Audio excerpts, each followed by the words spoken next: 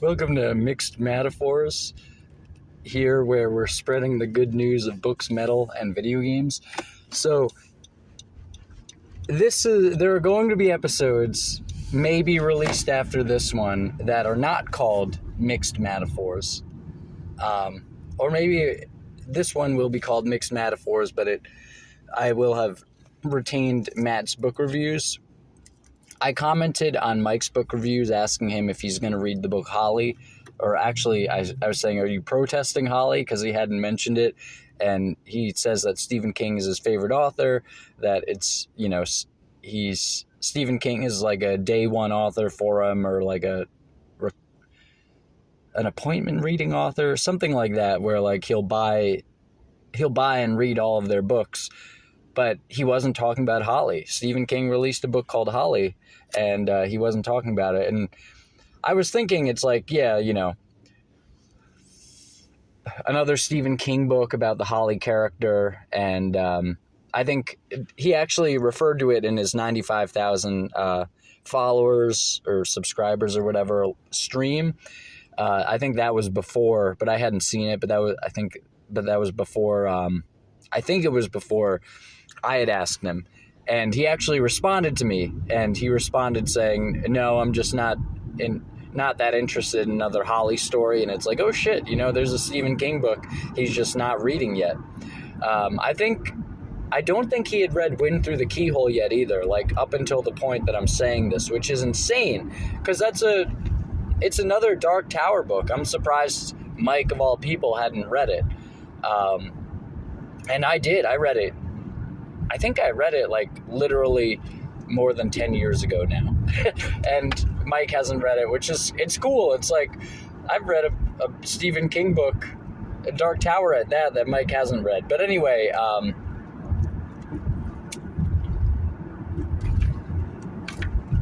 when Mike responded, I was thinking, he might feel like I'm kind of stepping on his ground with Matt's book reviews.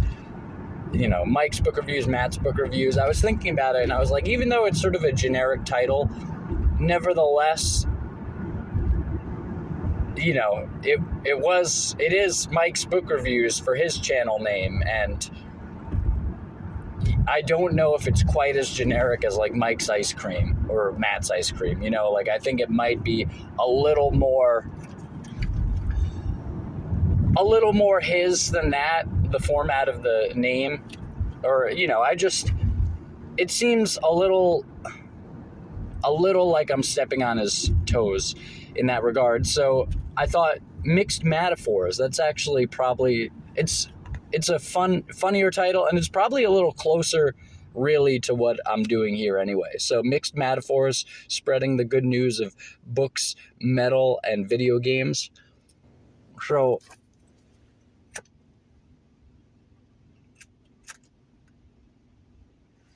in this introductory episode of the title being different, although you may hear Matt's book reviews, even if I go forward with Mixed Mattaphors, you may hear Matt's mixed book reviews.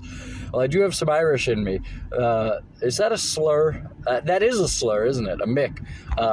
But you might hear Matt's book review. Mixed book reviews would probably be hilarious, actually. Somebody who has more Irish than I do should probably say that. But yeah, you might hear other episodes published after this with Matt's book reviews, because I've recorded a lot of audio that I still haven't put up yet,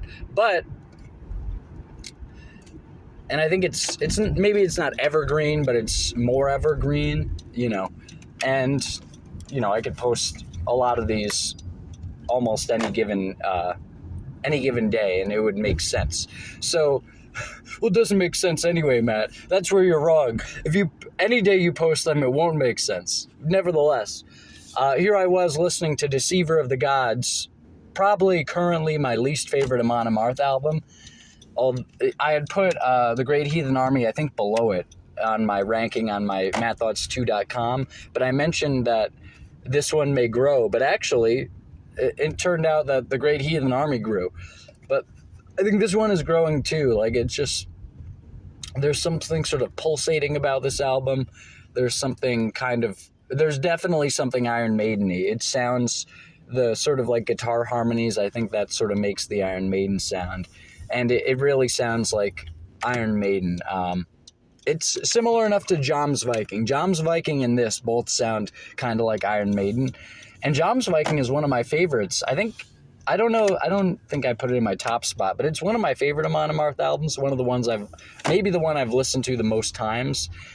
And this one sort of sounds like that, but with a harder edge. And I was like tearing up listening to, I think Blood Eagle or the song before that just now. It's just like, man, it's beautiful. So then I walked into the Rhode Island, one of the Rhode Island pot dispensaries, and I was thinking, spreading the good news of books, metal, and video games. So as weird as the move may be, between these sort of aesthetics,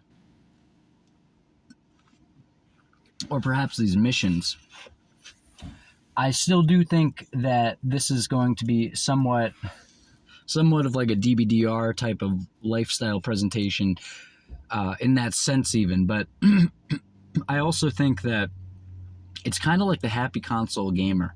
The happy console gamer, he tends to, have a positive presentation, similar to Retro Bird in the video gaming way. But of course, Retro Bird is a newer YouTuber, as far as I know. And similar enough, I guess, to Quest for Metal in the metal way. But, like, in terms of sort of talking about the things that they like and kind of having a positive atmosphere. I think there might be someone else, too, who talks about, like, positivity. And, in any case,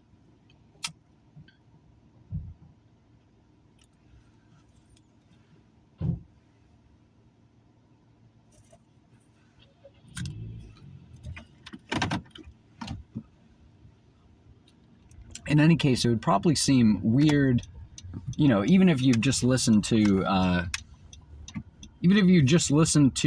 my earlier episodes, and more so if you've read any of Matt Thoughts or mattthoughts2.com. That's the numeral 2. And all 3 T's for Matt Thoughts, but, or actually all 4 T's. But, because the T after the H, but after the second H. It may seem funny to talk about, or to sort of say that my brand or my aesthetic might have something to do with positivity, but I think in a certain sense it will.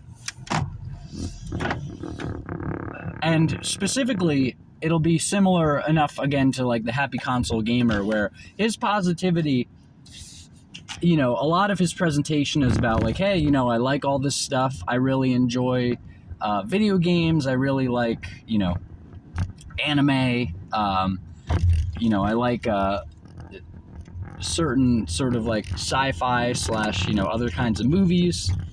Just,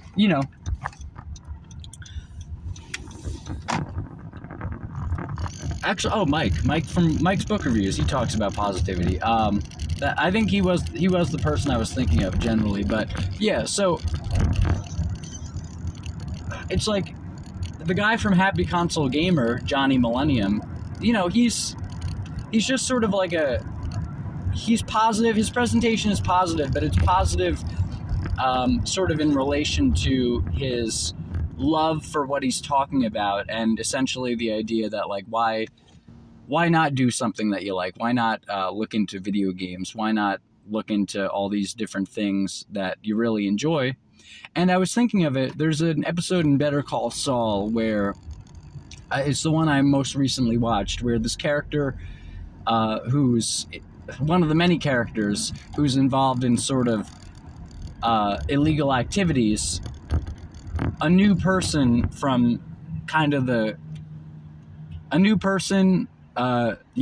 familially or otherwise related to the people that he's been working with, shows up. And this guy is, he seems to be having a good time. He's like sort of bopping around and dancing and kind of singing as he like cooks some food. And I don't know if I had thought it before watching that, but I realized, like, I think one of the things about, like, really successful and really, like, rich people is that they tend to do what they enjoy, or at least, I think one of the things that people don't often recognize or talk about with the aesthetic of, like, a really rich or successful person is that it's sort of like a Bashar thing. Like, they're sort of following their highest excitement. They're sort of having fun. Mike from Mike's Book Reviews, he's talking about books. Questy from Quest for Metal, he's talking about the metal that he likes, the music that he likes. Happy Console Gamer, and whoever the other one was. Retrobird. Yeah.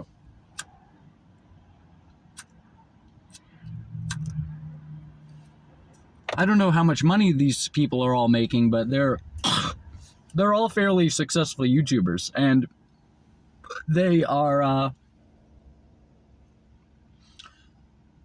or at least they all have fairly popular YouTube channels in their own domains. And, I think it may sound funny, but spreading the good news of books, metal, and video games, I think that actually has a lot of power, because, like, I don't know, I think the people who tend to do well, I think maybe the common denominator, like the common factor rather, least common denominator, greatest common factor. The common factor is that they like, they do what they like. Like, they have a sense of exuberance about life. Ray Bradbury had a sense of exuberance, Stephen King, and it's not just people like sort of adjacent to or related to the artistic and sort of craft fields, but maybe in a sense it is. Nietzsche did say, I saw a part of a video by, is it Academy of Ideas, talking about Nietzsche and, like, the difference between the Übermensch and, like, the herd and the, superior man. And he talked about, like, the highest category being the artists and, like, the artistic geniuses and stuff. And what is that, or maybe not what is that apart from, but, that seems to me to involve this sense of enthusiasm, this sense of really liking what you're doing, of really being invested in something.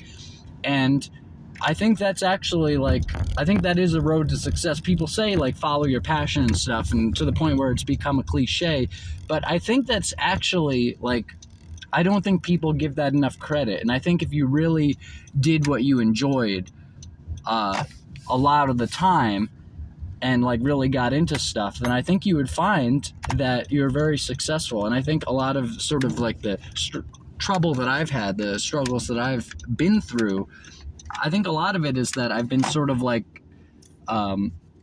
coming up against a wall separating me from what I like to do. And so, books, metal, and video games, it's a very blasphemous thing to say, or it's, somewhat blasphemous to say, spreading the good news of books, metal, and video games. But I think in a certain sense, it has a lot of validity. Welcome to Mixed Mattaphors, spreading the good news of books, metal, and video games. Similar to having a virtual Borders, books, music, movies, and more, and cafe. That would be, like, how fun would that be to be able to go to a virtual Borders? And unfortunately, Borders is no more. And it was a good store. Kanye even got one of his best lines out of it, saying, "Public visitation, we met at Borders." What a beautiful line. Truly beautiful, because it's so banal. We met at Borders, just this sort of semi-trendy store of books, DVDs and CDs, and Blu-rays, I suppose. Or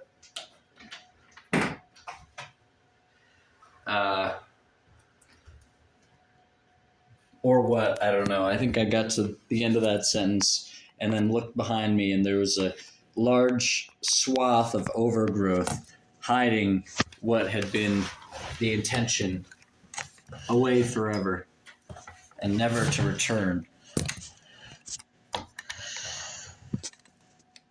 Or something along those lines. Okay. Now, borders or not, I'm playing Diablo 2 right now on my PlayStation 4, and the collection I've been able to get on this PlayStation 4 of great video games, new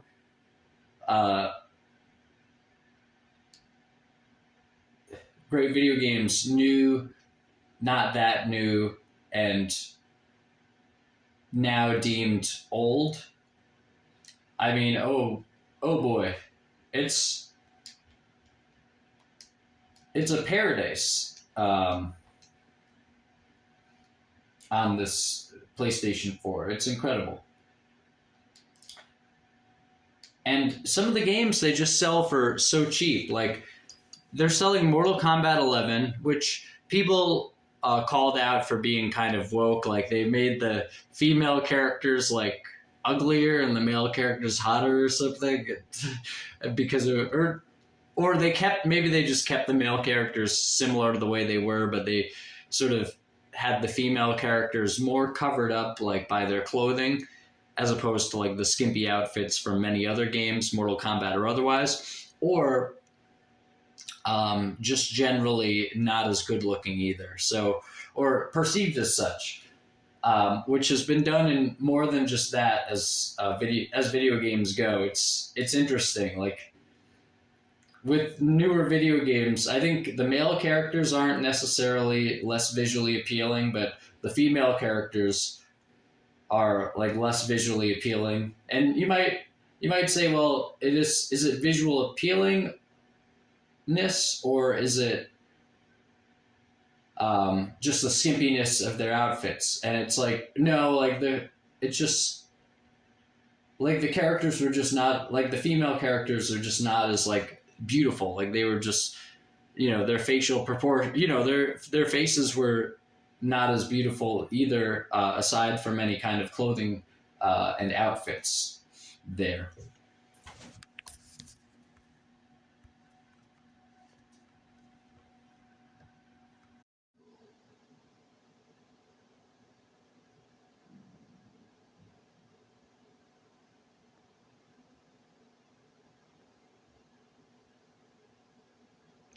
Welcome to what's it called again?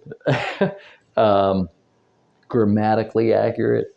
That would actually be a funny one, with the M capitalized and grammatically. But no, welcome to Mixed Mattaphors, where we are spreading the good news of books, metal, and video games. And I'm your host, Matt. Okay, so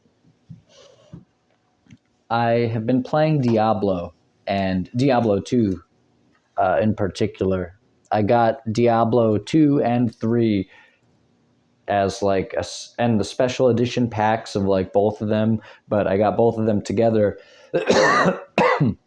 for a sale price of like $19.90 something on the PlayStation Store. And boy, was it a good deal. Diablo 2, I don't think I ever like got into Diablo 2. When I was a kid, I was, this episode might be called In Praise of Diablo, although that would be pretty edgy, like that might be kind of going along, like maybe going with the program in a certain sense, if you get what I mean. No, that probably wouldn't be, well, I don't know. It is a good title, though, artistically, I think. Yeah, artistically, because people like satanic stuff, right? I think it is sort of a good title. I thought to say a Shakespearean title, really. I mean, Shakespeare did use puns and stuff, and I've come to appreciate uh, Shakespeare's writing more. I mean, I was in college sending like email correspondence to this person that I had interviewed for an assignment, and I think they asked us to. Yeah, I think the assignment was to like just interview like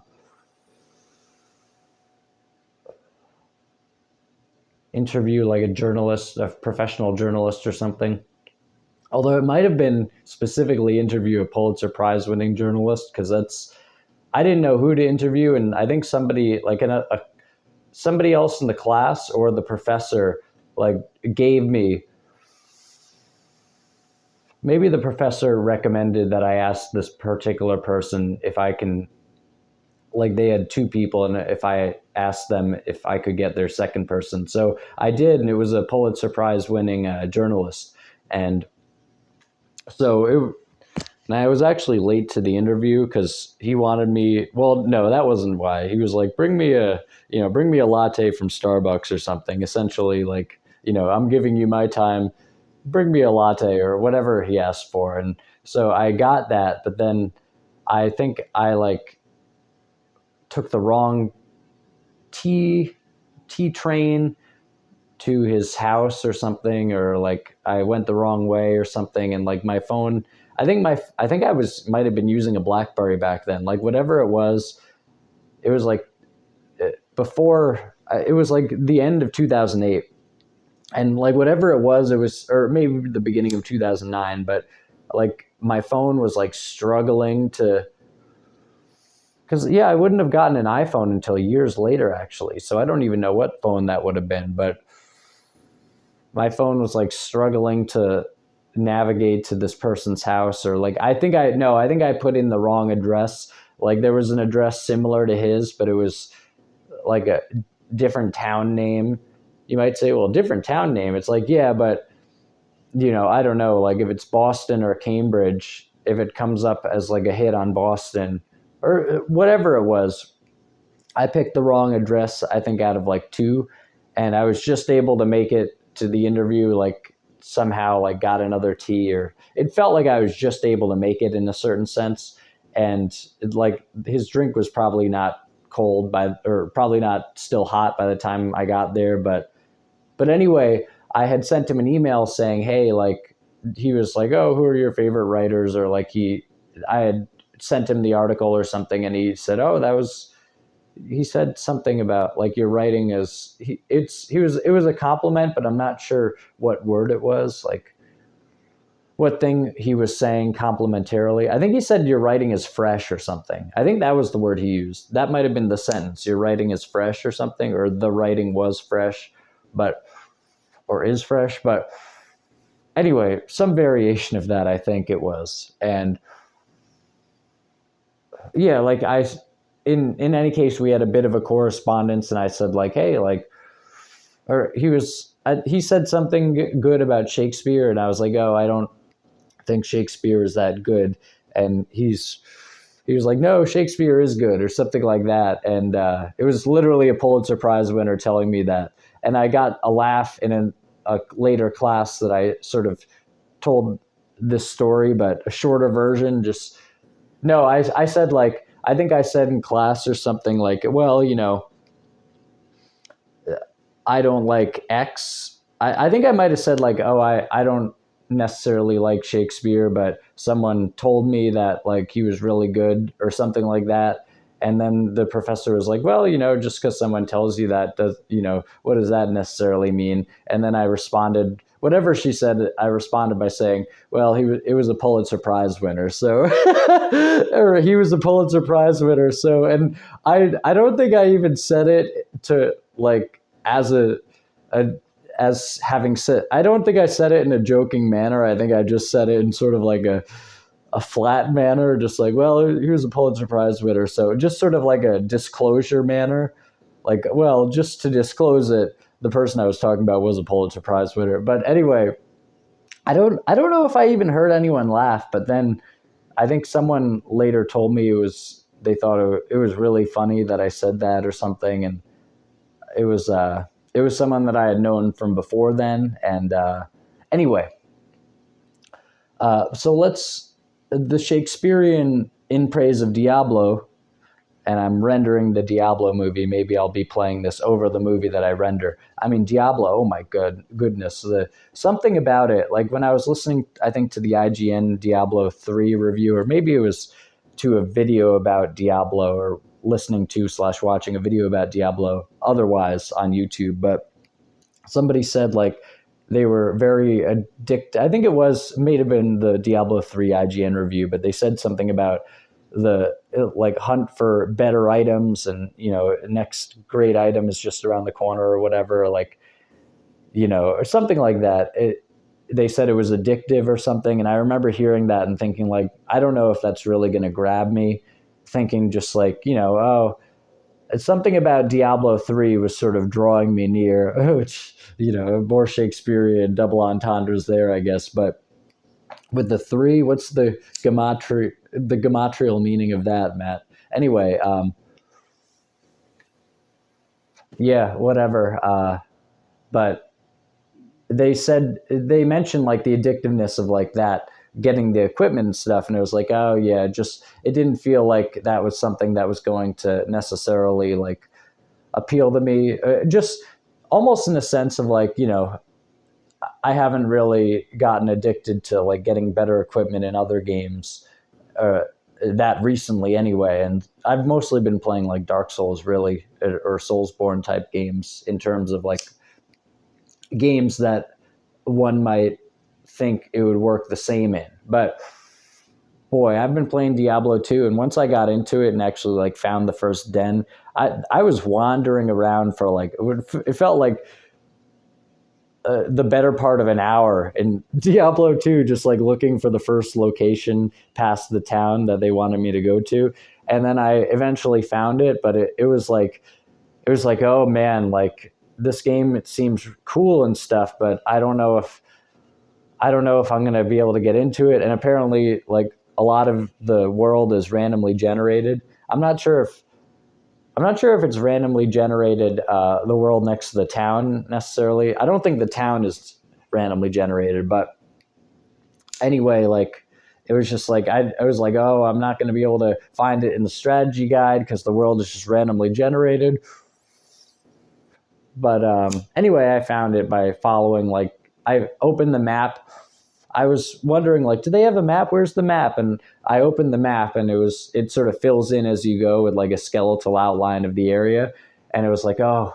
And so I saw the parts that I had been to with the map, and the map really saved my ass. Without a map, this game would probably be a lot more difficult, or a lot more challenging maybe. But anyway, the brutal, like 20 enemies are running after you, and you're like striking, and like you sort of go into a trance, and then you come out of it and you realize like, wow, that was a really insane battle. And that's some of the stuff that you're going to see, I think, on the video associated with this audio here.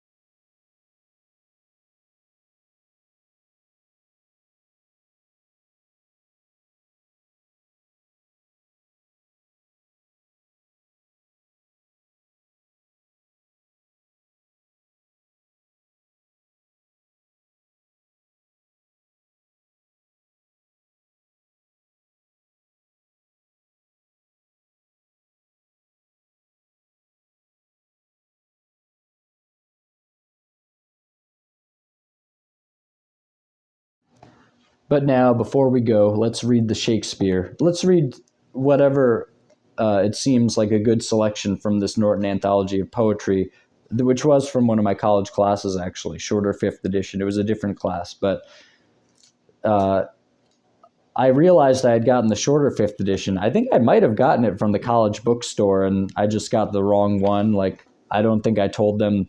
Maybe I didn't tell them the particular class, or maybe she just had 2 options. And in any case, I mean, I think that might have been one of the official options for it, and it was just like, well, maybe it was just sort of like, it's cheaper, so I'm gonna get it. Decision. I almost said edition. Jonathan Swift, and it seems like a fantastic poetry collection still. So, but the longer 5th edition, oh, that might have been nice. See, we got some John Milton here, more than just stuff from Paradise Lost, but also stuff from there. And let's see. Are we going to get Shakespeare? John Donne. Wasn't John Donne after or before Shakespeare? No, apparently he was after him. Okay, here we go. Shakespeare. If they have something from Hamlet, I'm going to go with that, and then we'll read Sonnet 1 to close it out. Maybe something else as additionally, and to close it out. The Tempest, maybe. And something from The Tempest, if they have it. Oh my goodness, this is awesome. No, you know what? They don't seem to have stuff from the plays. Oh, songs from the plays. Well, songs from the plays, but not like soliloquies. That is disappointing. Well, there you go. I wonder if that would have been the longer 5th edition, or if that's just sort of this book coming out and saying that it's not necessarily the perfect thing I'm looking for. But okay, let's just do Sonnet 1. 1. From fairest creatures we desire increase, that thereby beauty's rose might never die. But as the riper should by time decease, his tender air might bear his memory. But thou, contracted to thine own bright eyes, feedst thy light's flame with self-substantial fuel, making a famine where abundance lies, thyself thy foe, to thy sweet self too cruel. Thou that art now the world's fresh ornament, and only herald to the gaudy spring, within thine own bud buryest thy content, and tender churl makest waste in niggarding. Pity the world, or else this glutton be, to eat the world's due by the grave in thee.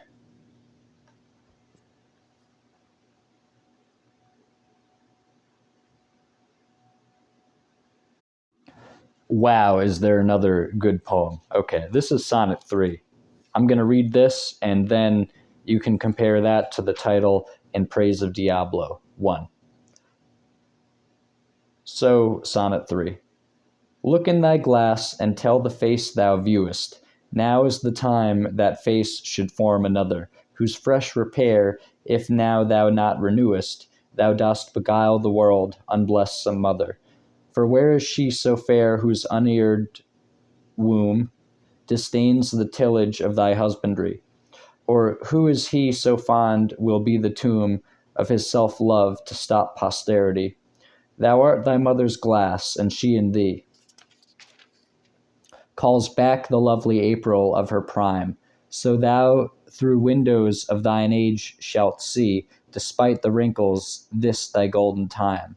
But if thou live remembered not to be, die single, and thine image dies with thee.